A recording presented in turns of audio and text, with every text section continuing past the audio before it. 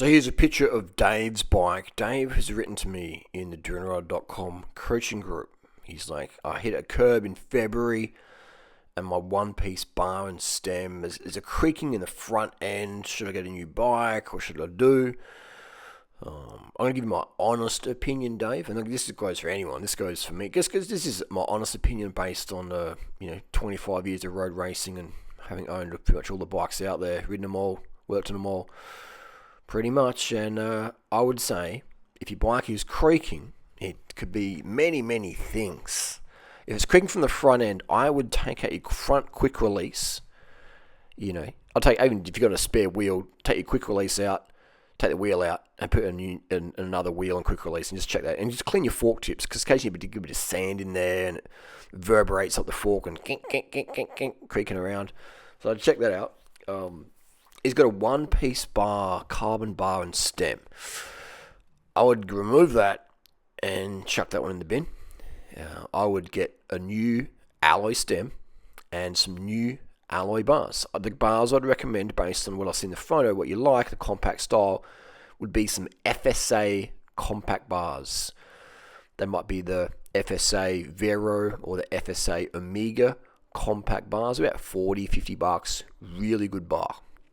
If they fit almost everyone, and they're a super stiff bar, they're a super strong bar, and they're very absorbent for road vibrations. They're not the lightest bar, but if you're over 60 kilos, then it's better to have a little bit of a heavier weight bar than lighter, especially if you're going to have a few spills and thrills.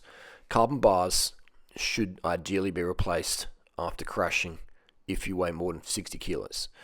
That's why I don't recommend carbon bars for most people, especially road bar, because it's rounded and, it's just a flat handlebar. Mountain bike bar is definitely stronger because it's just like that, But once you curve carbon, it's just not as strong. And the bar tape, it covers things up, and you can't really see the cracks as well. So that'd be my recommendation. You don't need a new bike. You don't need a new fork. I mean, I dropped the fork out as well. So I dropped the fork out and inspect. Inspect for the ring of death. Inspect for any fractures and cracks and stuff like that. Just inspect it. And I'd recommend getting a deader plug in there, an 80mm deader plug or 80mm Colnago plug. Steerer plug goes deep into that carbon fork steerer. I'm assuming this fork has a carbon steerer.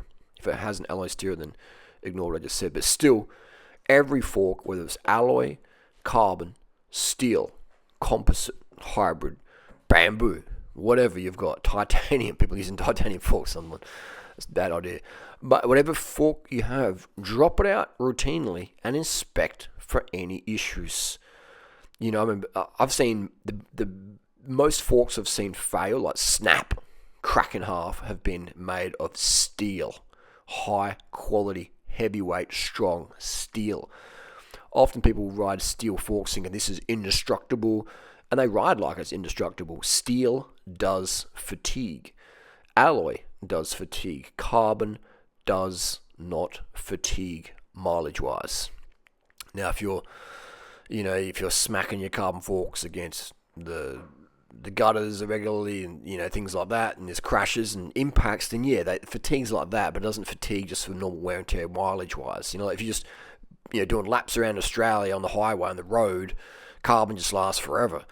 But if you're jumping on things and you're shaking up the laminates, then things are gonna potentially change. But you'll get a heads up before there's any failures, especially if you're like routinely inspecting your kit.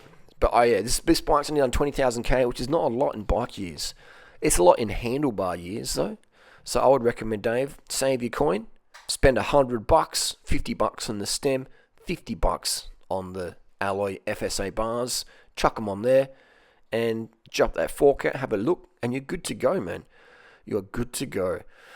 All right, these bikes can handle a lot, but they also can handle not a lot. It's all about inspecting stuff and being your own bike mechanic. Bike shops are very busy. They don't always do the best job because they're maybe overworked, etc. So it's always prudent to understand what we're looking for ourselves. I've done many videos on the ring of death, etc. But $50 stem, $50 bar, just give you that peace of mind, and it will improve the performance. It'll be a bit stiffer at the front end. Get that deader plug in there. There's a website called cache.cc, Cycling Club, Cache Cycling Club. They sell the deader plugs and the Colnago plugs typically, $25 about. And drop one of those in there as well. Just stiffen up that front end, keep it a bit more tight and right, and you'll be good to go. You'll be good to go. That is my tip, suggestion, and that's, being honest, straight up. This bike, be fine. Now, if you've crashed the bike into the back of a car, 60k an hour, whatever, then yeah, it ain't going to be too good. But the things show, there'll be cracks that will show, there'll be cracks that will show. But carbon bars, man, they're just, people out there, if you're over 60 kilos, and you're putting out some power, carbon bars, man, they're disposable, right? They're disposable. Don't recommend them. I get offered carbon bars all the time from brands. Brands say, hey, we'll give you that one-piece carbon bar. I'm like, thanks, but no thanks. They're like, you don't have to promote it, just use it and let us know what you think. And I'm like, I'll tell you what I think, man. Carbon road bars, bad idea. One-piece bars, even worse of an idea in my opinion. Too many things to go wrong and too disposable. It's just too much, and you can't really fix them. I mean, at least with a carbon frame, you can fix it. Like you land in your chain stay, you can wrap it up and fix it, or if you crack your seat post or whatever, you can fix a lot of carbon frame stuff mostly. But with the bars and stuff, they take impact a lot. So I don't recommend carbon road bars. Okay, just to go on record for the 80th time. But I appreciate the questions. Keep them coming, gang. And if you want that one-on-one coaching, visit Durianrider.com. I mean, we just saved how much money would you save Dave then? Dave was ready to go and buy a new bike or whatever. Asking if I had any frames for sale, and I do have frames for sale, but I'm going to be honest and say, man, $100 bar and stem, you're good to go. Drop the fork out and spec that, and if the fork's cooked, just drop another tapered fork in there, and you'll be good to go. And that'll be another $100, $200, and you're sorted for another 20,000 Ks plus, at least.